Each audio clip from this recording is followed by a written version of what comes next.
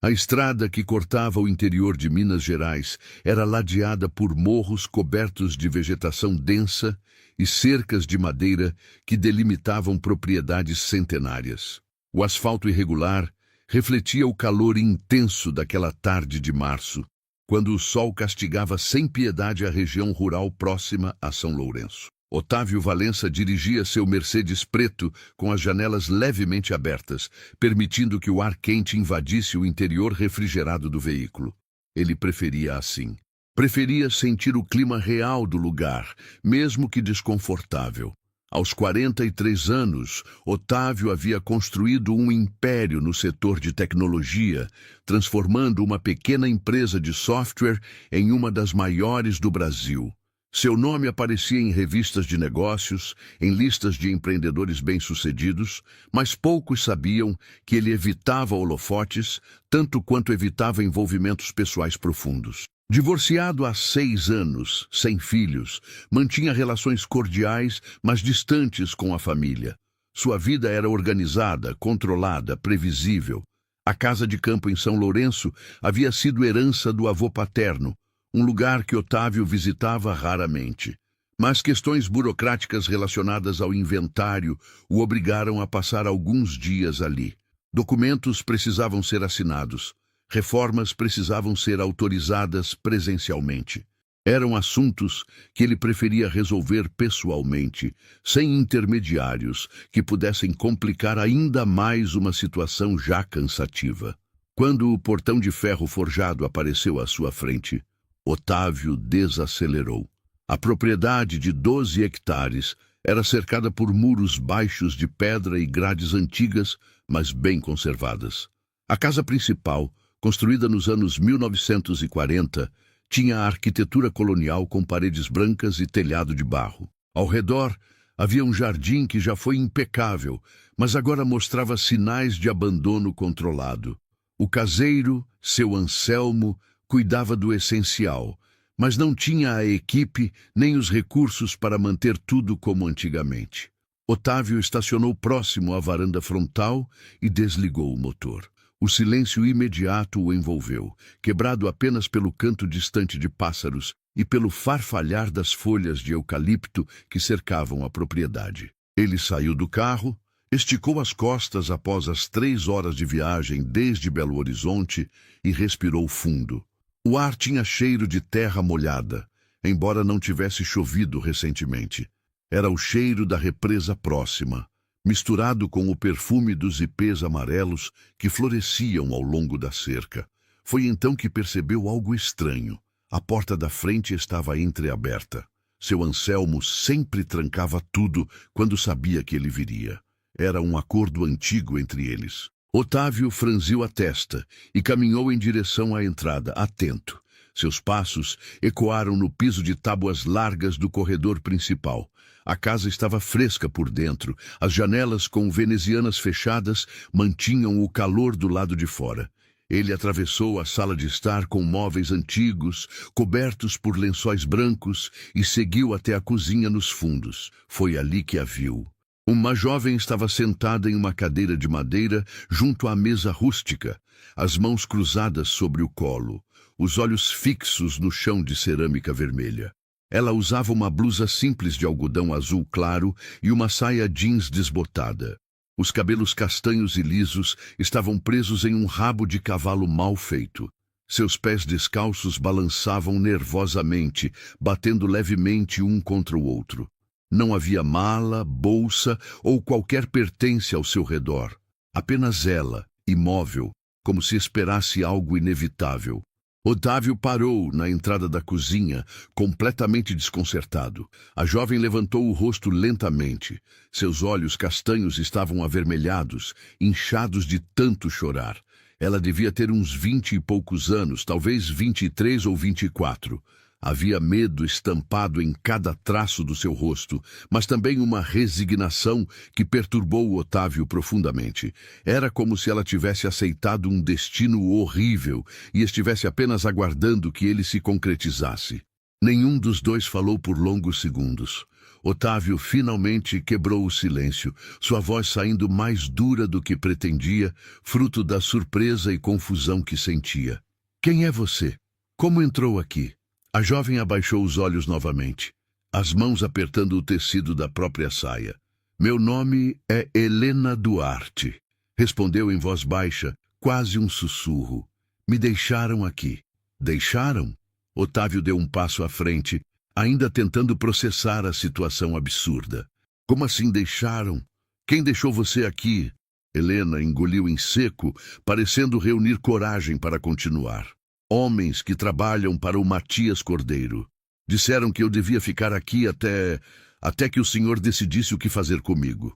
Otávio sentiu um arrepio subir pela espinha. Matias Cordeiro era um nome que ele conhecia vagamente.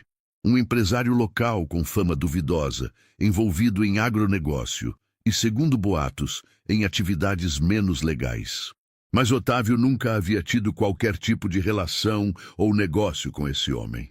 Eu não conheço esse Matias Cordeiro pessoalmente, não tenho nada a ver com ele. Por que diabos alguém deixaria você na minha propriedade? Helena fechou os olhos com força, como se as palavras seguintes doessem fisicamente. Por causa da dívida do meu pai. Ele devia muito dinheiro ao Cordeiro, muito dinheiro mesmo. Tentou pagar de todas as formas, mas os juros cresciam mais rápido do que ele conseguia juntar. No mês passado, eles começaram a ameaçar nossa família. Minha mãe ficou doente de tanto estresse. Meu irmão mais novo tem 12 anos. O Cordeiro disse que se meu pai não pagasse até o fim do mês, eles fariam algo com meu irmão. Otávio sentiu a mandíbula apertar. Ele sabia que esse tipo de coisa existia, mas sempre pareceu distante, algo que acontecia em filmes ou notícias abstratas.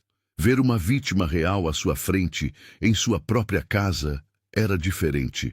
Era tangível e profundamente perturbador. Então seu pai decidiu entregar você como pagamento? A pergunta saiu mais acusatória do que Otávio pretendia. Helena balançou a cabeça rapidamente, as lágrimas começando a escorrer. Não foi escolha dele. O Cordeiro ofereceu um acordo. Disse que se eu aceitasse ficar aqui trabalhando para o senhor ou fazendo o que o senhor quisesse, ele daria mais 6 meses de prazo para meu pai pagar. Meu pai não queria. Ele chorou, implorou por outra solução. Mas eu disse que faria, eu aceitei, porque meu irmão não pode... Ele não pode sofrer por causa dos erros que não cometeu. Otávio passou a mão pelo cabelo, incrédulo. A situação era ainda mais grave do que imaginara. Helena não estava ali por vontade própria, mas por um sacrifício impossível, forçada por circunstâncias que deveriam ser crime. E seu pai? Onde ele está agora? O rosto de Helena se contorceu em uma expressão de angústia renovada. Ele desapareceu 3 dias depois que me trouxeram aqui. Minha mãe está desesperada. Ela ligou para a polícia, mas disseram que adulto desaparecido não é prioridade, que ele deve ter ido embora por vontade própria. Mas eu sei que não foi isso. Eu sei que o Cordeiro ou os homens dele fizeram algo com ele. Otávio caminhou até a janela da cozinha, olhando para o quintal iluminado pelo sol da tarde. Seu cérebro trabalhava rapidamente, tentando conectar os pontos. Por que sua propriedade? Por que ele? Então lembrou-se de algo. Anos atrás, quando seu avô ainda era vivo, havia uma disputa de terras envolvendo parte da propriedade vizinha. A família Cordeiro estava envolvida naquilo, tentando expandir suas terras através de documentação fraudulenta. Seu avô havia vencido na justiça, humilhando publicamente os Cordeiro na pequena cidade. Seria vingança? Seria uma forma de arrastar o nome da família Valença para algo sujo, comprometedor? Ele se virou novamente para Helena, que permanecia sentada, vulnerável e à espera. Quanto seu pai devia? 250 mil reais. Começou com 50, mas com os juros, cresceu rápido demais. Otávio poderia pagar aquilo sem sequer sentir no bolso, mas sabia que não era tão simples.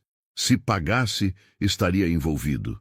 Estaria validando o sistema de coerção. E pior, Matias Cordeiro teria exatamente o que queria, uma ligação com ele, algo que poderia usar como alavanca no futuro. Mas ignorar também não era opção. Helena estava ali, real, assustada, tendo sacrificado a própria liberdade por amor à família. Como ele poderia simplesmente mandá-la embora, ou pior ainda, permitir que a situação continuasse? Helena levantou-se lentamente da cadeira, mantendo a distância respeitosa. Eu sei que o senhor não pediu por isso. Eu sei que sou um problema que caiu no seu colo. Mas eu prometo que não vou causar transtorno. Posso limpar, cozinhar, cuidar da casa. Posso fazer o que for necessário. Só por favor, não me mande de volta. Se eu voltar sem cumprir o acordo, eles vão atrás do meu irmão. E minha mãe não vai aguentar perder mais um filho. A voz dela tremia, mas havia determinação também. Era a determinação de alguém que já havia perdido tudo e estava lutando para proteger os últimos pedaços de dignidade e família que restavam. Otávio observou aquela jovem mulher, tão jovem e já carregando um peso insuportável. Ele pensou em sua própria vida, organizada e isolada, onde problemas eram resolvidos com telefonemas e transferências bancárias. Aquilo era diferente. Aquilo exigia algo mais. Exigia presença, exigia coragem, exigia humanidade. Você vai ficar aqui, disse finalmente, sua voz mais suave, mas não da forma que eles esperam. Você vai ficar como minha convidada. Vou descobrir o que aconteceu com seu pai e vou resolver essa situação. Mas preciso que você me conte tudo. Absolutamente tudo sobre Matias Cordeiro, os homens que trabalham para ele e como esse esquema funciona. Helena piscou, confusa, como se não conseguisse acreditar no que ouvia. O senhor vai me ajudar? Vou, mas você precisa confiar em mim. E precisamos ser inteligentes. Se Cordeiro souber que estou investigando, ele pode sumir com as provas ou piorar a situação da sua família. Pela primeira vez, desde que entrara naquela casa, Helena Duarte esboçou algo próximo de esperança. Não era um sorriso, mas era um alívio tênue, como se um peso minúsculo tivesse sido retirado dos seus ombros. Otávio pegou o celular e discou para seu Anselmo. Precisava de informações, de contexto local, e precisava agir rápido. Enquanto o telefone tocava, ele olhou novamente para Helena, que agora parecia menos uma vítima congelada pelo medo e mais uma pessoa tentando recuperar algum controle sobre o próprio destino. Ele não sabia ainda, mas aquela decisão de ajudá-la mudaria completamente o rumo dos próximos dias, trazendo à tona uma rede de crimes, corrupção e violência que ia muito além de uma simples dívida impagável. E Otávio Valença, acostumado a resolver problemas com lógica e distanciamento, estava prestes a descobrir que algumas batalhas não podiam ser vencidas apenas com dinheiro ou influência. Algumas exigiam que ele colocasse tudo em risco. Seu Anselmo chegou à propriedade meia hora depois da ligação de Otávio. O homem de 62 anos tinha o rosto curtido pelo sol, mãos calejadas de décadas de trabalho rural e olhos atentos que não perdiam detalhes. Ele trabalhava para a família Valença desde os 20 anos, primeiro como ajudante geral na fazenda do avô de Otávio, depois como caseiro quando a propriedade foi dividida entre os herdeiros. Assim que entrou na cozinha e viu Helena sentada à mesa com uma xícara de chá que Otávio havia preparado, seu Anselmo fechou a expressão. Ele conhecia a moça, conhecia a família Duarte. Seu Otávio, precisamos conversar, disse o caseiro, lançando um olhar compreensivo para Helena antes de fazer um sinal para que Otávio o acompanhasse até a varanda. Os dois saíram da casa, caminhando até a área coberta, onde cadeiras de madeira enfileiradas ofereciam vista para o pasto e para as montanhas ao longe. O sol começava a baixar no horizonte, pintando o céu com tons alaranjados e rosados. Seria um momento tranquilo, quase poético, se não fosse pela gravidade do que estavam prestes a discutir. Otávio acendeu um cigarro, vício que havia abandonado anos atrás, mas que ressurgira nos momentos de estresse extremo. Ele tragou fundo e olhou para seu Anselmo. Conte-me tudo o que você sabe sobre Matias Cordeiro e essa história com a família Duarte. Seu Anselmo suspirou pesadamente, apoiando-se no corrimão de madeira. Matias Cordeiro é cria da região, mas não do tipo que faz a gente ter orgulho. O pai dele, Gaudêncio Cordeiro, era dono de terras, plantava café e criava gado. Mas Matias quis ir além. Há uns 15 anos, ele começou a emprestar dinheiro para pequenos produtores, fazendeiros que estavam com dificuldade. No começo, parecia bom negócio, os juros eram aceitáveis, mas com o tempo, ele foi apertando o cerco. Otávio deu outra tragada, atento a cada palavra. Ele aumentava os juros sem aviso, criava taxas absurdas, inventava multas. Quando as pessoas não conseguiam pagar, ele oferecia acordos. Transfira suas terras para mim e eu perdoo a dívida. Trabalhe de graça na minha propriedade por 2 anos. Esse tipo de coisa. A maioria aceitava porque não tinha escolha. Quem resistia sofria intimidação. Gado envenenado, plantação queimada, ameaças à família, a polícia local. Metade está no bolso dele. Otávio sentiu o estômago revirar. Ele sabia que corrupção e abuso de poder existiam, mas ouvir aquilo relatado de forma tão direta e próxima era diferente. E o pai de Helena? Como ele se envolveu nisso? Seu Geraldo Duarte era mecânico, bom profissional. Tinha uma oficina pequena na cidade. Há uns 3 anos, ele quis expandir, comprar equipamento novo, contratar ajudante. Foi ao banco, mas não conseguiu empréstimo. Alguém falou do Cordeiro. Geraldo pegou 50 mil emprestado, achando que pagaria em 2 anos. Mas os juros dobraram no primeiro semestre. Quando ele reclamou, Cordeiro disse que estava tudo no contrato. Geraldo tentou renegociar. Vendeu a casa, foi morar numa casa alugada menor. Vendeu o carro, vendeu ferramentas, mas a dívida só crescia. E então Cordeiro ofereceu o acordo envolvendo Helena. Seu Anselmo assentiu sombriamente. Cordeiro disse que se Helena aceitasse trabalhar para você, ele congelaria os juros e daria 6 meses para Geraldo juntar o restante. Mas todos sabem que não é só isso. Cordeiro queria comprometer você, seu Otávio. Queria sujar o nome da família Valença. Ele ainda guarda rancor pelo que seu avô fez anos atrás, quando ganhou aquela disputa de terras na justiça. Para Cordeiro, foi humilhação pública. Ele nunca esqueceu. Otávio jogou o cigarro no chão e o esmagou com o sapato, sentindo a raiva crescer. Ele estava sendo usado como peça num jogo de vingança mesquinho. E o desaparecimento do pai dela? Seu Anselmo ficou em silêncio por um momento, escolhendo as palavras. Geraldo sumiu 3 dias depois que Helena foi trazida para cá. A esposa dele, Dona Marlene, está destruída. O filho caçula, o Davi, está apavorado. Geraldo não era de sumir assim. Ele era homem de família, responsável. Tem gente dizendo que ele foi embora, envergonhado, mas eu não acredito nisso. Acho que Cordeiro quis garantir que ele não fosse atrás da filha ou tentasse desfazer o acordo. Você acha que ele está morto? Não sei. Espero que não.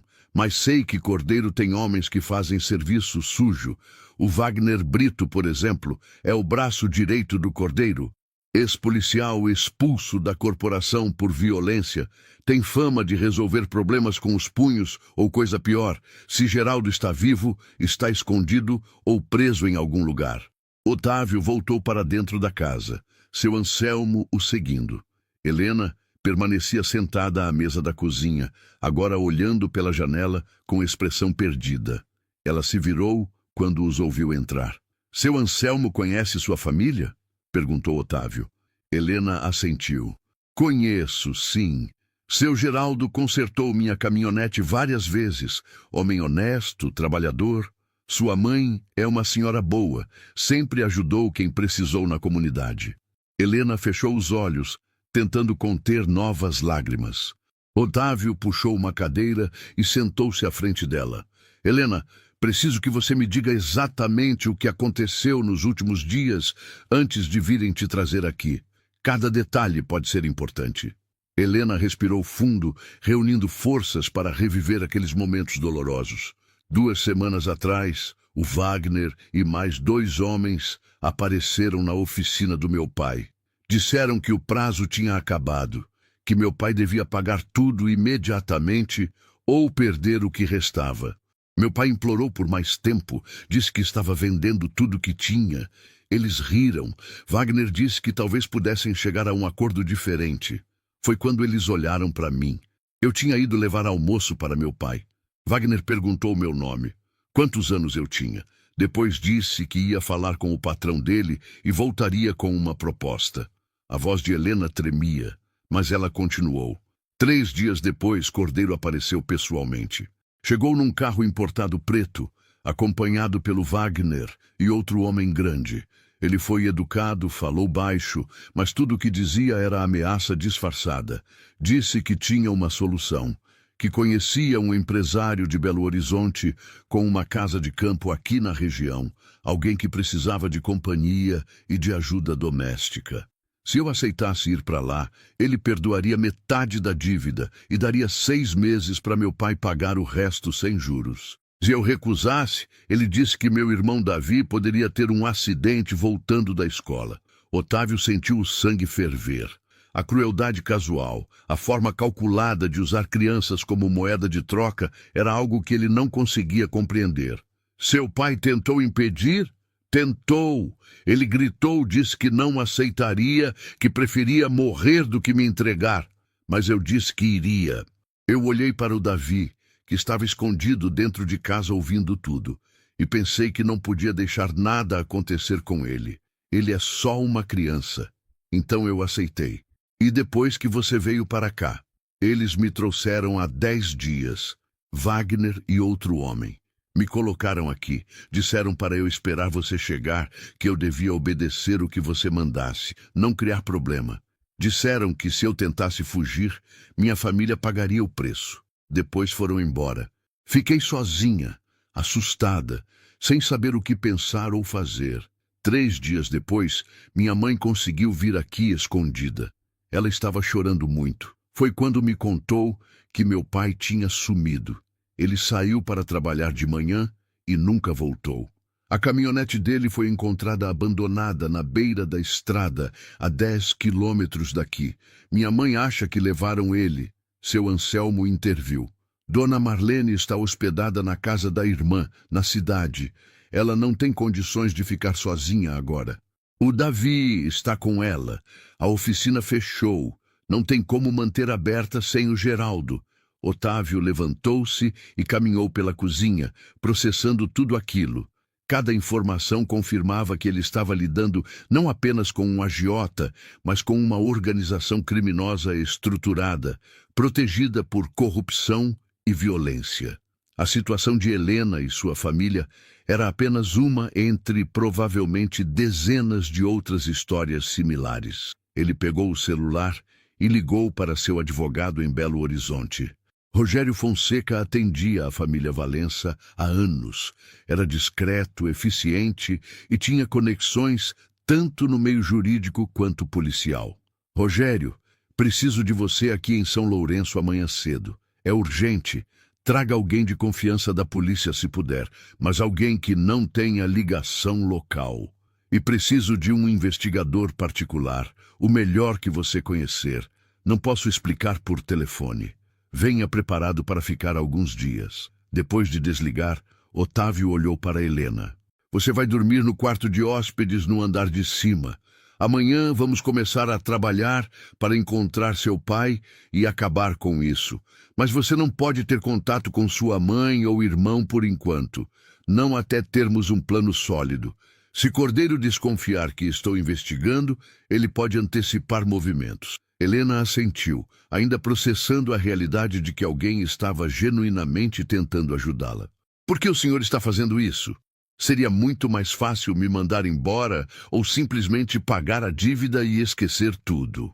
Otávio apoiou as mãos na mesa, olhando diretamente nos olhos dela. Porque isso está errado. profundamente errado. E porque eu posso fazer algo a respeito. Seria covardia virar as costas sabendo que tenho recursos e condições para mudar isso. Pela primeira vez desde que chegara àquela casa, Helena sentiu algo além de medo e desespero. Sentiu o início de uma esperança frágil, mas real. Seu Anselmo preparou um jantar simples, enquanto Otávio mostrava o quarto para Helena.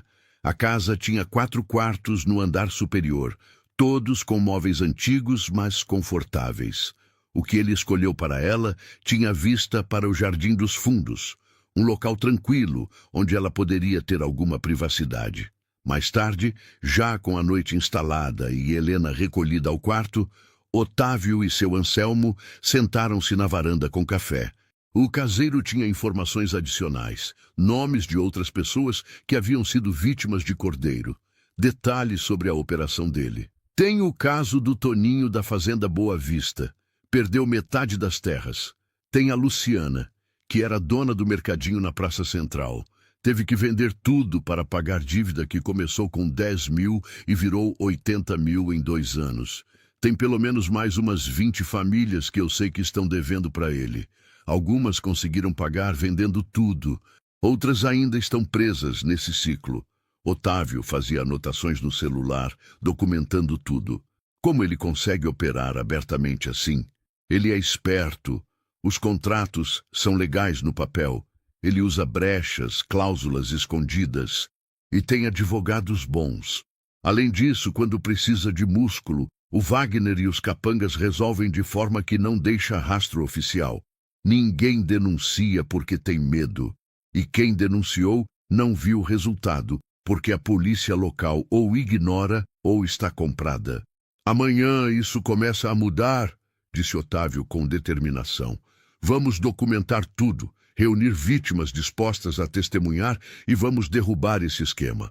Seu Anselmo sorriu levemente, impressionado com a determinação do patrão. Seu avô ficaria orgulhoso, seu Otávio. Ele também não deixava injustiça passar. Otávio terminou o café e olhou para as estrelas que começavam a aparecer no céu limpo. Ele sabia que os próximos dias seriam difíceis, talvez perigosos. Mas pela primeira vez em muito tempo, sentia que estava fazendo algo que realmente importava. Algo que ia além de planilhas, reuniões corporativas e decisões financeiras. Estava lutando por pessoas reais, contra uma injustiça tangível. Lá em cima, no quarto de hóspedes, Helena Duarte deitava-se na cama estranha, ainda vestida, ainda alerta. Mas pela primeira vez em semanas, ela permitiu-se fechar os olhos sem o pavor constante. Havia alguém do seu lado. Havia esperança. E enquanto a casa de campo de Otávio Valença mergulhava no silêncio da noite rural, forças começavam a se mover. Rogério, o advogado, já fazia ligações. Um investigador particular em Belo Horizonte recebia o briefing inicial. E em algum lugar da região, Matias Cordeiro e seus homens seguiam suas vidas, sem saber que o jogo estava prestes a mudar completamente. A batalha estava apenas começando. O amanhecer chegou com névoa baixa, cobrindo os morros ao redor da propriedade. Otávio acordou cedo, por volta das 6 da manhã. Após uma noite de sono irregular, interrompida por pensamentos sobre estratégias e possíveis complicações. Ele desceu as escadas e encontrou seu Anselmo já acordado, preparando café na cozinha. O aroma forte e reconfortante de café fresco inundava o ambiente. Bom dia, seu Otávio. Fiz pão de queijo também. Está no forno mantendo aquecido. Bom dia, Anselmo. Helena já acordou?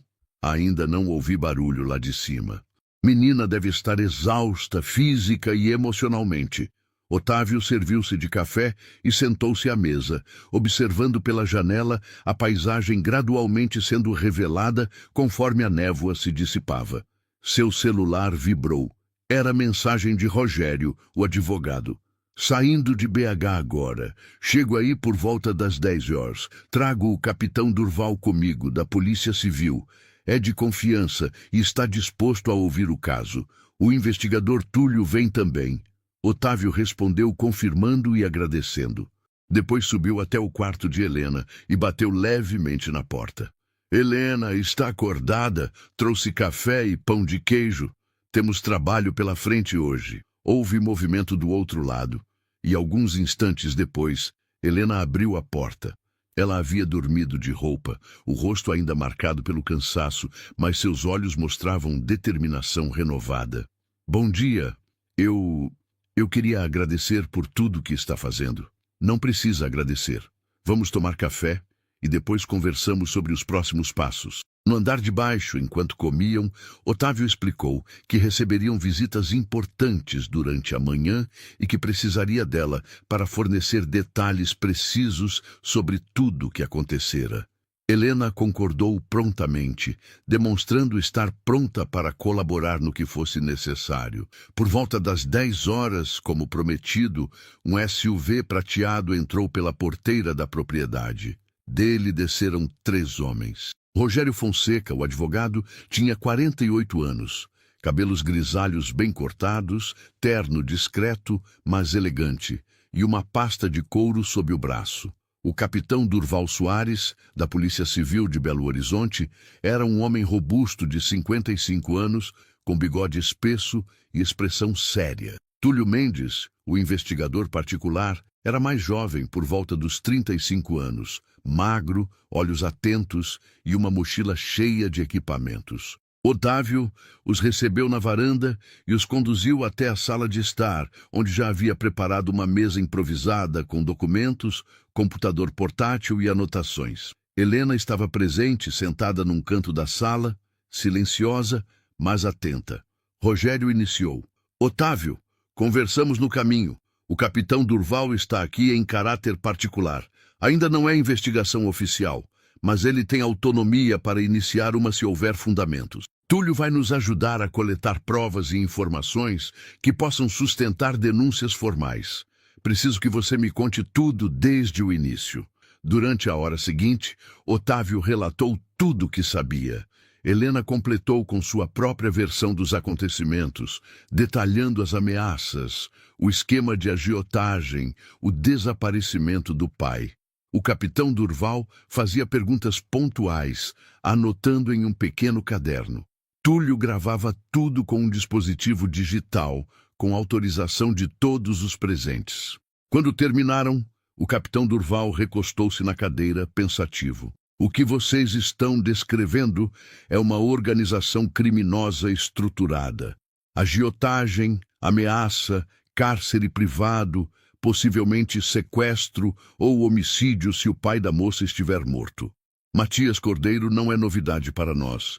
Já tentaram investigá-lo antes, mas ele sempre tem álibi, advogados caros, e as vítimas raramente formalizam denúncias por medo. O problema é que, sem provas concretas e sem testemunhas dispostas a falar oficialmente, é difícil avançar. Rogério complementou. Precisamos montar um dossiê robusto, contratos fraudulentos, testemunhos de múltiplas vítimas, provas de intimidação e, principalmente, descobrir o paradeiro do Geraldo Duarte. Se ele estiver vivo, podemos usá-lo como testemunha-chave. Se não estiver, bem, isso muda a gravidade dos crimes significativamente. Túlio, o investigador, puxou um laptop da mochila e começou a digitar. Vou começar investigando financeiramente o Cordeiro. Empresas em nome dele, transações suspeitas, propriedades. Ele deve lavar o dinheiro da agiotagem em negócios legítimos. Se conseguirmos rastrear isso, temos base para a ação do Ministério Público. Também vou entrevistar discretamente pessoas que foram vítimas dele. Seu Anselmo já me passou alguns nomes. Otávio olhou para Helena, que ouvia tudo com expressão esperançosa, mas ainda receosa. E quanto ao pai dela? Por onde começamos? O capitão Durval respondeu. A caminhonete foi encontrada abandonada. Vou solicitar que seja periciada mesmo após tantos dias. Digitais, sinais de luta, qualquer coisa pode ajudar. Também vou conversar informalmente com colegas da delegacia local. Preciso saber quem está limpo e quem pode estar no bolso do Cordeiro. Infelizmente, corrupção policial em cidades pequenas não é rara. Rogério acrescentou. Enquanto isso, Otávio, Você precisa manter as aparências. Se Cordeiro souber que estamos investigando, ele pode destruir provas ou piorar a situação. Continue agindo normalmente. Helena fica aqui, mas evitem contato com a família dela por enquanto. Vou providenciar proteção discreta para a mãe e o irmão, através de contatos confiáveis. Otávio concordou. Farei o que for necessário. Durante o restante do dia, Túlio começou seu trabalho de campo. Ele visitou discretamente 3 famílias que haviam sido vítimas de Cordeiro. A primeira era a de Toninho, o fazendeiro que perdera metade das terras. Toninho, um homem de 50 e poucos anos, cabelos ralos e rosto envelhecido pelo sol e preocupações, recebeu Túlio na varanda de sua casa modesta. Inicialmente relutante, ele começou a falar quando Túlio garantiu o anonimato inicial. Peguei empréstimo com o Cordeiro porque a safra tinha ido mal. Precisava de dinheiro para replantio. Ele me ofereceu 60 mil com juros de 5% ao mês. Achei caro, mas era emergência. Assinei. Só que no contrato tinha cláusulas que eu não entendi direito. Os juros eram compostos, cresciam sobre cresciam. Em um ano, a dívida tinha virado 140 mil. Tentei renegociar. Ele mandou os capangas. Queimaram meu celeiro. Mataram 3 cabeças de gado. Disse que era só o começo. Acabei transferindo 15 hectares das minhas terras para ele. Era isso ou perder tudo, incluindo a casa onde minha família mora. Túlio documentou tudo, fotografou o contrato que Toninho ainda guardava e pediu que ele considerasse testemunhar oficialmente quando chegasse a hora. A segunda vítima era Luciana, ex-dona do mercadinho. Mulher de 40 anos, olhos tristes e mãos trêmulas, ela relatou como uma dívida pequena se transformara em pesadelo. Precisei de 10 mil para reformar o mercado. O telhado estava caindo. Banco não me deu. Cordeiro ofereceu. Parecia bom no começo, mas os juros subiram de repente. Ele disse que era ajuste de mercado, que estava no contrato. Em 6 meses eu devia 30 mil. Vendi o mercado para pagar. Hoje trabalho de faxineira em casas de família. Perdi tudo. Túlio também documentou o caso dela, incluindo cópias de documentos e fotos do antigo mercado, agora pertencente a um primo de Cordeiro. Ao final do dia, Túlio havia coletado informações de 5 vítimas, todas com histórias semelhantes. Contratos abusivos, ameaças veladas ou explícitas, perdas irreparáveis. Ele retornou à propriedade de Otávio e compartilhou os achados com o grupo. Temos padrão claro. Cordeiro opera há anos, tem rede estabelecida, proteção local. Mas também temos múltiplas vítimas dispostas a falar se houver garantia de segurança. Isso é ouro para construir o processo. O capitão Durval acrescentou informações que havia obtido. Conversei com 3 policiais da delegacia local. 2 claramente estão no esquema do Cordeiro. O terceiro, um investigador jovem chamado Marcos, parece limpo e frustrado com a corrupção. Vou me aproximar dele. Quanto à caminhonete do Geraldo, consegui autorização informal para uma perícia. Vão fazer amanhã cedo. Rogério fez uma pausa e depois disse: precisamos também considerar o pior cenário. Se Geraldo Duarte está morto, onde estaria o corpo? Propriedades do Cordeiro? Áreas remotas? Precisamos buscar. Helena, que ouvira tudo em silêncio até aquele momento, finalmente falou. Sua voz firme apesar da dor visível. Meu pai tinha um lugar que ele ia pescar, uma represa abandonada a uns 20 quilômetros da cidade. Ele levava meu irmão lá aos fins de semana. Disse uma vez que era o único lugar onde se sentia em paz. Se alguém quisesse esconder algo, poderia ser lá. Túlio anotou a informação. Amanhã vou até esse local. Preciso de coordenadas ou descrição de como chegar. Helena desenhou um mapa improvisado, indicando a rota. Seu Anselmo, que conhecia a região perfeitamente, complementou com detalhes.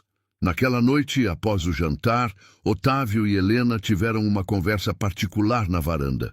O céu estava estrelado, a temperatura agradável e o som de grilos criava uma trilha sonora natural. Helena, sei que isso tudo é muito difícil para você. Mas estamos fazendo progresso. Temos chances reais de resolver isso. Helena olhou para as estrelas, lágrimas silenciosas escorrendo. Eu só queria saber se meu pai está vivo. É a única coisa que importa agora. Se ele estiver bem, se pudermos reencontrá-lo, tudo mais a gente supera. Vamos encontrá-lo, disse Otávio com convicção que ele mesmo precisava sentir. E vamos garantir que Cordeiro pague por tudo que fez. No dia seguinte, bem cedo, Túlio partiu em direção à represa indicada por Helena. O local era isolado, acessível apenas por estrada de terra esburacada que serpenteava por morros cobertos de vegetação rasteira e árvores esparsas. A represa em si era pequena, formada artificialmente décadas atrás para a irrigação de uma fazenda que já não existia mais. A água estava turva, esverdeada, e a área ao redor silenciosa, sem sinal de presença humana recente. Túlio explorou metodicamente, fotografando tudo, procurando sinais de atividade. Foi próximo a um antigo galpão de concreto abandonado, a cerca de 50 metros da margem, que ele encontrou algo. Terra revolvida recentemente, galhos dispostos de forma não natural, como se alguém tivesse tentado camuflar algo rapidamente. Ele ligou imediatamente para o capitão Durval. Capitão, encontrei algo. Preciso de apoio oficial aqui. Pode ser o que estamos procurando. 2 horas depois, o capitão Durval chegou ao local com uma pequena equipe de peritos de Belo Horizonte, evitando envolver a polícia local corrupta. Eles isolaram a área e começaram a escavar cuidadosamente. Foi quando encontraram Geraldo Duarte. Ele estava enterrado superficialmente, envolto em lona plástica. A necropsia preliminar indicaria depois que ele havia sido espancado brutalmente e morto por traumatismo craniano, provavelmente 3 ou 4 dias após o desaparecimento. Havia marcas compatíveis com agressão por objetos contundentes e sinais de tortura. O capitão Durval, homem experiente e calejado, ainda sentiu o estômago revirar ao ver o corpo. Ele ligou para Rogério e para Otávio. Encontramos Geraldo Duarte. Ele está morto. Foi assassinato. Agora isso deixou de ser investigação informal. É homicídio. E vamos abrir inquérito oficial imediatamente. De volta à propriedade, Otávio recebeu a notícia e seu coração apertou. Ele olhou para Helena, que estava no jardim colhendo flores para decorar a mesa, alheia ainda ao horror que estava prestes a devastá-la. Ele caminhou até ela lentamente, cada passo pesando toneladas. Helena, preciso falar com você. Ela percebeu algo na expressão dele e deixou as flores caírem. Encontraram meu pai. Otávio assentiu, incapaz de disfarçar a tristeza. Encontraram. Helena, sinto muito. Ele não resistiu. Cordeiro e os homens dele o mataram. O mundo de Helena desmoronou naquele momento. Ela caiu de joelhos na grama, um grito silencioso rasgando sua garganta, as mãos apertando o peito como se pudesse conter a dor insuportável que a dilacerava. Otávio ajoelhou-se ao lado dela, segurando seus ombros enquanto ela soluçava incontrolavelmente. Ele não merecia isso. Ele só estava tentando proteger a gente. Ele era bom. Ele era bom. As palavras saíam entrecortadas, misturadas com soluços e uma agonia que parecia não ter fim. Seu Anselmo, que observava de longe, também tinha lágrimas nos olhos. Conhecera Geraldo. Era homem trabalhador, honesto. Morrera nas mãos de criminosos por querer proteger a família. Otávio ficou ali, segurando Helena enquanto ela chorava, sentindo-se impotente diante de uma dor tão profunda. Mas junto com a tristeza, crescia dentro dele algo mais: fúria. Fúria contra Matias Cordeiro, contra o sistema que permitia que homens como ele operassem impunemente, contra a injustiça brutal que acabara de roubar um pai de sua família. Vou garantir que paguem por isso, disse ele baixinho, mais para si mesmo do que para Helena. Vou garantir que cada um deles pague. A investigação entrara em nova fase. Agora era caso de homicídio. E Otávio Valença estava determinado a ver justiça feita, custasse o que custasse. A morte de Geraldo Duarte mudou completamente a dinâmica da situação. O que começara como uma investigação discreta sobre agiotagem e extorsão tornara-se oficialmente um inquérito de homicídio. O capitão Durval assumiu o comando operacional, coordenando com o Ministério Público e com a Polícia Federal, já que havia indícios de organização criminosa e possível envolvimento de autoridades locais corruptas. A propriedade de Otávio transformou-se temporariamente em base de operações. Computadores, arquivos, documentos espalhados pela sala de estar.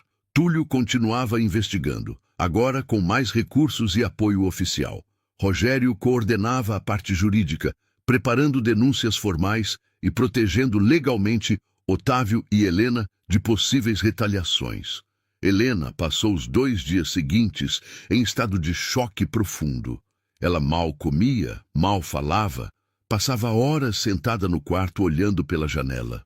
Sua mãe, Dona Marlene, foi trazida para a propriedade sob proteção policial para que mãe e filha pudessem estar juntas nesse momento devastador. O pequeno Davi, de 12 anos, também estava lá, confuso e assustado, ainda tentando processar que nunca mais veria o pai. Otávio observava tudo com o coração apertado, mas sabia que precisava manter foco. Precisava garantir que o sacrifício de Geraldo não fosse em vão.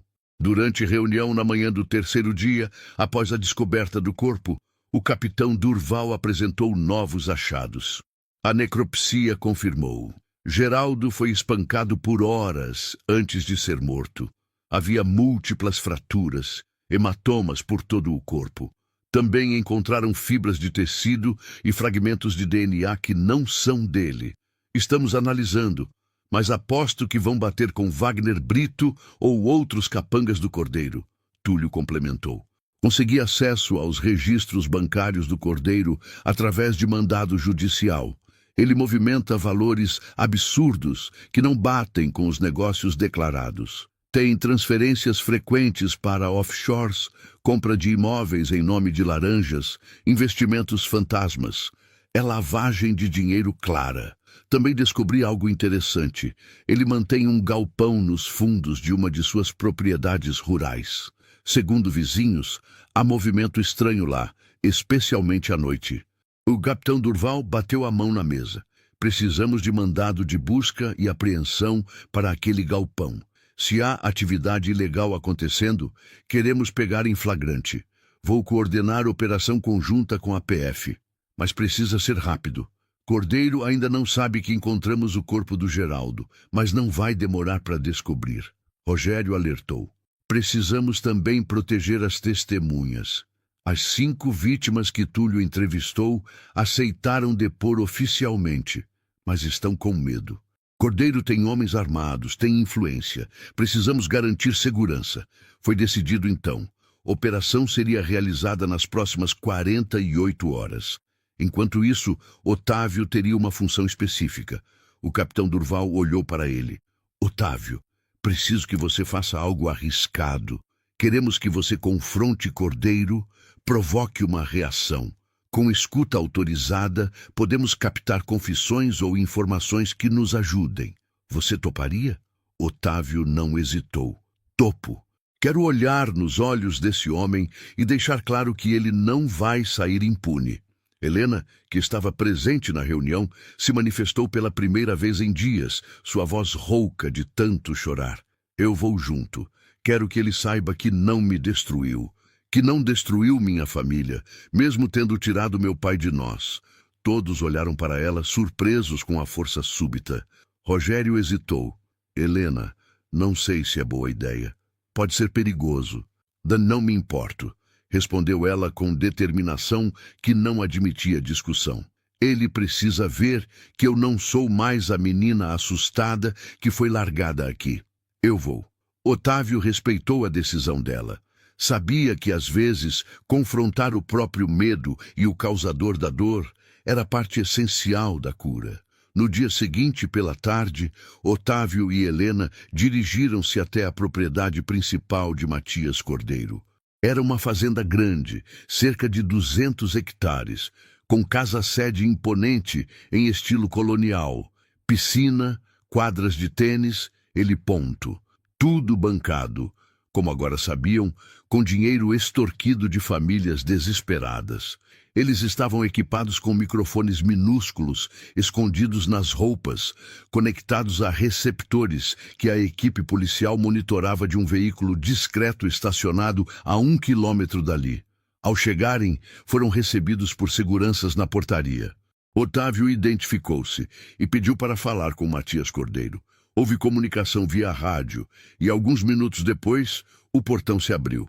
Eles foram conduzidos até uma área externa ao lado da piscina, onde Matias Cordeiro os aguardava sentado numa cadeira reclinável, bebendo uísque. Ele tinha cerca de 50 anos, cabelos pretos oleosos penteados para trás, barba aparada, corpo robusto, mas com barriga de quem aprecia boa vida. Usava camisa de linho branca e calça de alfaiataria bege. Ao seu lado, em pé, estava Wagner Brito, o braço direito, homem alto, musculoso, cabeça raspada, olhar intimidador. Cordeiro sorriu ao ver Otávio e Helena, mas era um sorriso frio, calculado. Senhor Valença, que honra receber uma visita sua. E trouxe a Helena. Querida, espero que esteja sendo bem tratada. Otávio conteve a raiva e respondeu em tom neutro. Não vim aqui para cortesias, Cordeiro. Vim esclarecer algumas coisas. Cordeiro fez sinal para que sentassem. Otávio recusou. Helena permaneceu ao lado dele, tensa, mas firme. Sempre tão direto. Admiro isso. Então, o que posso fazer por você?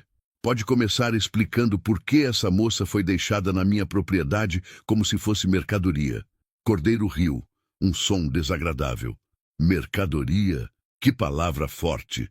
Foi um acordo, Sr. Valença. O pai dela devia dinheiro, muito dinheiro. Ofereci uma solução. Ela aceitou. Tudo consensual. E pensei que você, homem solteiro bem-sucedido, apreciaria uma companhia jovem e bonita em sua casa de campo. Foi um favor, na verdade. Otávio deu um passo à frente, encarando o Cordeiro diretamente. Favor? Você ameaçou uma criança. Coagiu uma família desesperada e agora sei que você matou o pai dela. O sorriso de Cordeiro desapareceu instantaneamente. Wagner moveu-se instintivamente, colocando a mão perto da cintura, onde provavelmente carregava uma arma. Cuidado com as acusações, Valença. Geraldo Duarte sumiu porque quis. Provavelmente fugiu da vergonha de não conseguir pagar suas dívidas. Isso não tem nada a ver comigo. Helena finalmente falou, sua voz tremendo, mas clara. Ele não fugiu. Você e seus homens o mataram. Eu sei. E logo todos saberão. Cordeiro levantou-se lentamente, a máscara de civilidade caindo completamente. Menina, você não sabe de nada. E seria sábio manter a boca fechada, a menos que queira que aconteça algo com sua mãe e seu irmão também. Foi o suficiente. A ameaça direta, gravada, captada pelos microfones. Otávio não recuou. Acabou, Cordeiro. A polícia já sabe tudo. Encontraram o corpo do Geraldo. Tem provas, testemunhas, documentos. Em menos de 24 horas, você vai ser preso. O rosto de Cordeiro ficou vermelho de raiva.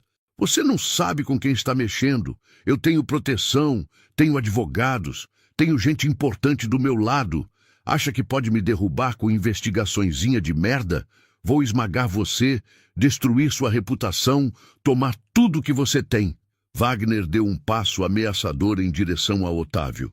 Foi quando surgiu o capitão Durval, acompanhado de 4 policiais federais, todos armados, entrando rapidamente na área. Matias Cordeiro, Wagner Brito, estão presos! Gritou o capitão, arma em punho. Mãos na cabeça, agora! Cordeiro ficou paralisado, incrédulo.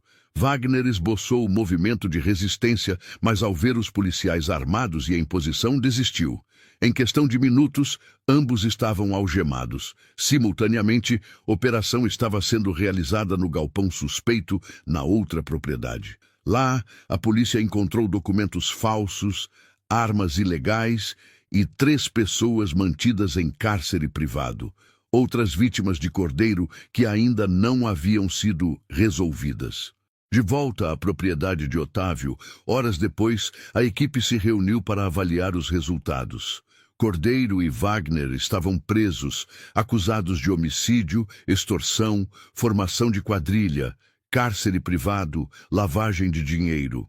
Outros capangas foram identificados e mandados de prisão emitidos. 2 policiais locais corruptos também foram afastados e investigados. Helena, exausta emocionalmente, mas aliviada, finalmente permitiu-se chorar lágrimas diferentes. Não mais de desespero, mas de um misto de dor pela perda do pai e alívio por saber que justiça seria feita. Sua mãe, Dona Marlene, abraçou-a forte. Seu pai estaria orgulhoso de você, minha filha. Você foi tão corajosa. Otávio, observando mãe e filha, sentiu uma satisfação que há muito não experimentava. Não era a satisfação de fechar um negócio ou bater uma meta. Era a satisfação de ter feito diferença real na vida de pessoas reais. Rogério aproximou-se dele. Você sabe que isso não acabou, né? Cordeiro tem advogados caros, vai tentar se livrar, mas com o volume de provas que temos, é improvável que consiga. No mínimo vai passar décadas preso. E as outras vítimas? Perguntou Otávio. Estamos organizando ação coletiva. Muitos vão conseguir recuperar parte do que perderam. Não será fácil, nem rápido, mas há chance. Túlio, o investigador, acrescentou. Descobrimos também que Cordeiro tinha conexões com outras quadrilhas em cidades vizinhas. Isso vai desencadear investigações maiores. Você começou algo grande aqui, Otávio. Naquela noite, Otávio saiu para caminhar sozinho pela propriedade. O ar estava fresco. A lua cheia iluminava o caminho. Ele pensou em como tudo havia começado, com um encontro inesperado e uma situação que parecia alheias à sua vida controlada e distante. Mas aquela experiência o transformara. Mostrara que seu privilégio e recursos podiam ser usados para mais do que acumular riqueza.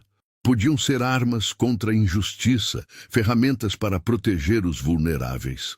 Ele olhou para a casa, onde as luzes ainda estavam acesas, onde Helena e sua família tentavam reconstruir alguma normalidade após tamanha tragédia. E soube que, independente do que acontecesse dali em diante, aqueles dias mudaram quem ele era fundamentalmente. Havia ainda um capítulo final a ser escrito nessa história, um desfecho que selaria o destino de todos envolvidos. 3 meses haviam se passado desde a prisão de Matias Cordeiro e seus comparsa. O verão se instalara plenamente em Minas Gerais, trazendo calor intenso e chuvas regulares que revitalizavam a vegetação. A propriedade de Otávio, que servira como refúgio e base de operações durante os dias turbulentos, agora respirava uma paz renovada. O julgamento de Cordeiro estava marcado para acontecer em 2 meses, mas as evidências eram tão robustas que seus próprios advogados recomendaram acordo de delação premiada. Ele enfrentaria pelo menos 20 anos de prisão por homicídio qualificado, além de responder por dezenas de outras acusações. Wagner Brito, que efetivamente executara Geraldo Duarte, pegaria pena ainda maior. Outros membros da organização já haviam sido condenados em processos mais rápidos. Helena e sua família começavam lentamente a reconstruir suas vidas. O processo foi doloroso, cheio de retrocessos emocionais e momentos de profunda tristeza. O funeral de Geraldo Duarte, realizado 3 semanas após a descoberta do corpo, reuniu dezenas de pessoas da comunidade que o respeitavam e admiravam. Foi cerimônia simples, porém tocante, onde Helena conseguiu finalmente se despedir do pai. Dona Marlene, embora devastada, mostrava-se forte pelo bem dos filhos. Com a ajuda de Rogério, ela conseguiu recuperar a oficina mecânica que Geraldo havia sido forçado a vender. Um fundo comunitário, organizado por Otávio e financiado parcialmente por ele mesmo, ajudou a reformar o local e comprar equipamentos novos. A oficina seria reaberta em breve, gerenciada por um ex-funcionário de confiança de Geraldo, garantindo que o legado dele continuasse vivo. O pequeno Davi, de 12 anos, recebia acompanhamento psicológico para lidar com o trauma. Era menino esperto, que adorava futebol e matemática. Otávio, que nunca tivera filhos ou sobrinhos próximos, surpreendeu-se desenvolvendo carinho genuíno pelo garoto, visitando-o regularmente e ajudando com os estudos. Quanto a Helena, sua transformação foi notável. Dos escombros emocionais nos quais ela se encontrava, emergiu uma mulher determinada a usar sua experiência para ajudar outros. Ela começou a trabalhar com uma ONG regional que oferecia suporte jurídico e psicológico a vítimas de agiotagem e violência. Sua história, compartilhada em palestras e entrevistas locais, inspirou outras vítimas a denunciarem seus abusadores. Otávio, por sua vez, também mudara profundamente. Ele diminuíra sua carga de trabalho na empresa de tecnologia, delegando mais responsabilidades e passando mais tempo na casa de campo. Descobriu que gostava daquele ritmo mais lento, do contato com a natureza, da simplicidade das relações humanas, não mediadas por interesses corporativos. Ele também investiu significativamente em projetos sociais na região. Criou programa de microcrédito justo para pequenos produtores, garantindo que ninguém mais precisasse recorrer a agiotas sem escrúpulos. Financiou reforma de escola municipal, pagou bolsas de estudo para jovens talentosos da região. Não eram ações motivadas por marketing ou benefícios fiscais, mas por genuíno desejo de retribuir e fazer diferença. Em uma tarde quente de dezembro, Otávio e Helena conversavam na varanda da casa de campo. Ela viera visitá-lo, como fazia frequentemente, trazendo bolos que a mãe preparara e notícias sobre a família e o trabalho na ONG. "Como está indo na ONG?" perguntou Otávio, servindo limonada gelada. "Intenso, mas gratificante. Semana passada, ajudamos uma família a denunciar um esquema parecido com o que o Cordeiro fazia. O agiota já foi preso. A família conseguiu manter a casa. Parece pouco, mas para eles é tudo." Otávio sorriu. "Não é pouco, é enorme. Você está salvando pessoas, Helena." Ela ficou em silêncio por momento, olhando para o horizonte onde o sol começava a descer. "Ainda dói, sabe? A falta do meu pai. Às vezes, acordo achando que tudo foi pesadelo e que ele vai estar na cozinha tomando café. Mas então lembro, e a dor volta. É natural. A dor da perda nunca desaparece completamente. Mas com o tempo, ela se transforma. Fica menos aguda, mais suportável. E sua forma de honrar a memória dele é sendo forte, ajudando outros, vivendo com dignidade." Helena assentiu, limpando discretamente uma lágrima. "Eu queria agradecer novamente por tudo que você fez. Se não fosse você, não sei onde estaríamos." Otávio balançou a cabeça. "Você não precisa me agradecer. Eu fiz o que qualquer pessoa decente faria, ou deveria fazer. Aliás, eu que tenho que agradecer." "Agradecer? Por quê?" "Porque você e sua família me lembraram do que realmente importa. Eu vivia numa bolha, focado apenas em negócios, dinheiro, sucesso material. Esqueci que somos todos conectados, que temos responsabilidade uns pelos outros. Você me trouxe de volta à realidade. Me tornou pessoa melhor."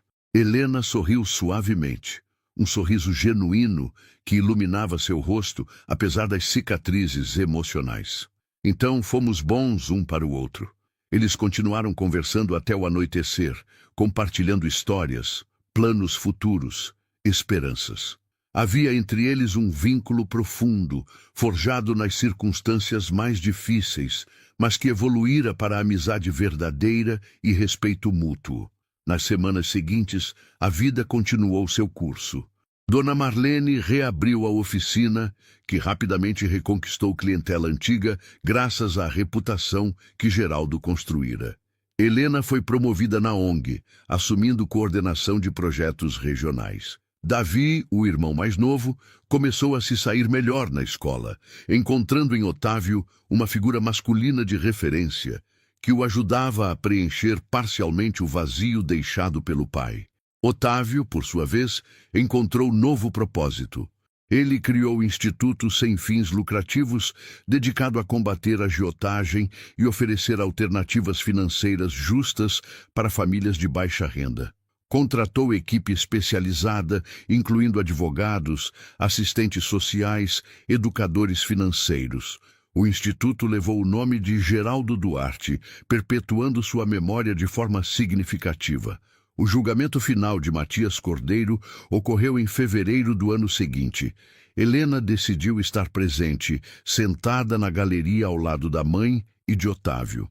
Ver o homem que destruíra sua família sendo condenado trouxe não exatamente alegria, mas fechamento.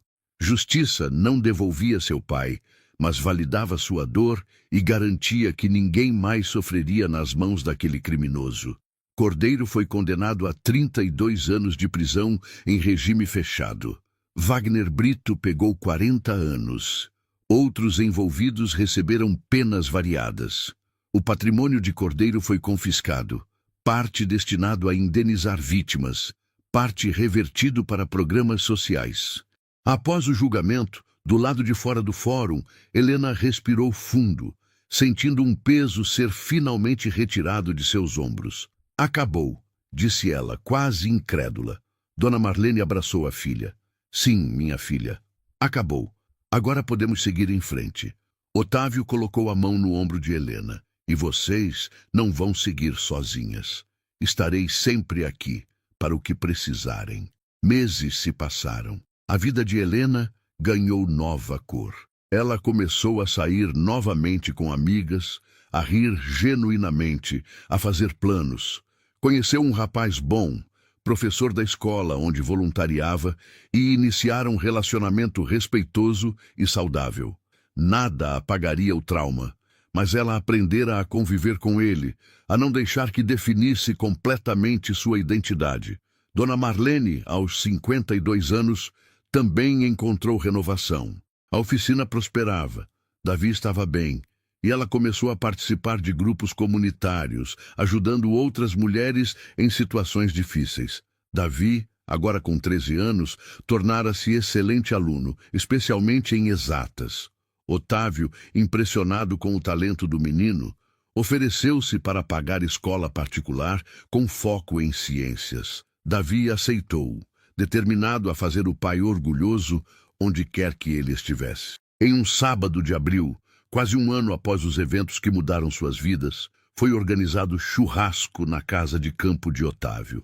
Estavam presentes Helena e sua família, seu Anselmo e sua esposa, Rogério, o advogado, o capitão Durval, que se tornara amigo, Túlio, o investigador, e várias outras pessoas da comunidade que participaram direta ou indiretamente da luta contra Cordeiro. Era celebração. Celebração da justiça, da amizade, da superação. Sob o céu azul mineiro, entre montanhas verdes e ar puro, aquelas pessoas compartilhavam comida, histórias e esperança. Otávio observava tudo daquela varanda onde tantas conversas importantes haviam acontecido. Ele pensou em como tudo começara com um encontro inesperado, uma situação que poderia ter sido ignorada ou resolvida da forma mais fácil. Mas ele escolhera o caminho certo, mesmo sendo o mais difícil. E aquela escolha não apenas salvara Helena e sua família, mas transformara completamente sua própria vida. Helena aproximou-se dele, interrompendo seus pensamentos. No que está pensando? Em como a vida é imprevisível e em como, às vezes, os momentos mais difíceis nos trazem os maiores presentes. Helena olhou para a festa, para sua mãe conversando animadamente, para Davi jogando bola com outras crianças e assentiu. É verdade, meu pai não está mais aqui e isso sempre doerá. Mas tudo o que aconteceu me mostrou a força que eu não sabia que tinha. Me mostrou que existem pessoas boas dispostas a lutar pelo que é certo. Me mostrou que podemos transformar dor em propósito. Otávio sorriu. Seu pai estaria muito orgulhoso da mulher que você se tornou. Eu espero que sim, e espero que de alguma forma ele saiba que sua morte não foi em vão, que justiça foi feita, que muitas outras famílias foram salvas por causa do que aconteceu. Eles ficaram ali, lado a lado, observando o pôr do sol pintar o céu de dourado e rosa, não como vítima e salvador, mas como amigos unidos por experiência que os marcara para sempre, mas que também os tornara mais fortes, mais compassivos, mais humanos. A casa de campo, que um dia recebera uma jovem aterrorizada deixada como pagamento de dívida, agora era lar de esperança renovada, símbolo de que mesmo nas situações mais sombrias, luz pode emergir. Que coragem pode vencer medo. Que justiça pode prevalecer. E enquanto a festa continuava ao fundo, com risadas e música, Otávio Valença e Helena Duarte sabiam que, apesar de todas as cicatrizes, haviam vencido. Não apenas contra Matias Cordeiro e sua organização criminosa, mas contra a indiferença, contra a injustiça sistêmica, contra a tentação de se acomodar e ignorar o sofrimento alheio. Haviam escolhido lutar, e aquela escolha fez toda a diferença. Essa foi a história de Otávio Valença e Helena Duarte, uma narrativa real de coragem, justiça e transformação. Um encontro inesperado que mudou vidas, expôs crimes enterrados há anos e provou que um único ato de bondade e coragem pode desencadear mudanças imensuráveis. Se você gostou desta história, não se esqueça de se inscrever no canal, apertar o botão de curtir e deixar seu comentário contando o que achou. Ative também o sininho de notificações para não perder nenhum vídeo novo e nos ajude a crescer cada vez mais. E conte pra gente, de onde você está assistindo esse vídeo? Adoramos saber de onde são nossos inscritos. Deixe seu comentário com sua cidade ou país. Obrigado por assistir e até a próxima história.